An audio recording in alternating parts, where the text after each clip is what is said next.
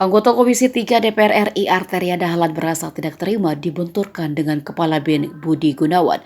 Setelah Menko Polhukam Mahfud MD menantang Arteria Dahlan melaporkan Budi Gunawan jika laporan soal dokumen negara yang diungkap ke publik bisa dipidana.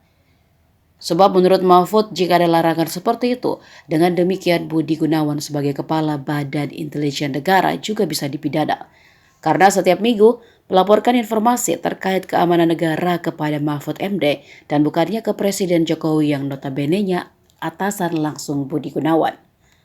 Arteria pun mengaku dibully karena menolak meladeni tantangan Mahfud MD soal pernyataannya yang keluar saat rapat dengan PPATK beberapa hari lalu. Bagi legislator PDIP itu, Mahfud MD sudah dianggap orang tua dan guru baginya untuk urusan hukum. Kini setelah mendapat feedback dari Mahfud akibat pernyataannya itu, Arteria pun memutuskan tak menganggap mantan ketua MK itu sebagai orang tua dan gurunya lagi. Tiba-tiba saya juga kaget. Setelah itu saya ditantang.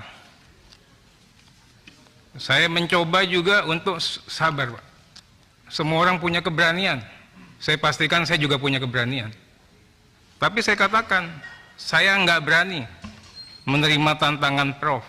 Dibully Prof, cupu, penakut, banyak bacot dan sebagainya. Saya katakan beliau saya anggap sebagai orang tua saya, sebagai guru saya. Wah, itu alasan klasik macam-macam. Saya juga kaget sampai hari ini, Pak.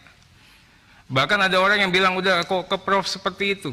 Saya katakan saya udah diam, kok Prof masih ngegas, saya harus melawan. Saya bilang seperti itu. Ya, saya hormati Prof, orang tua dan guru saya. Akhirnya saya putuskan itu dulu. Betul, Pak. Prof membunuh anak-anak yang Prof didik sendiri, Prof. Kalau begini caranya, Prof. Saya punya karir dari kecil, Prof. Saya tidak pernah pakai fasilitas apa-apa.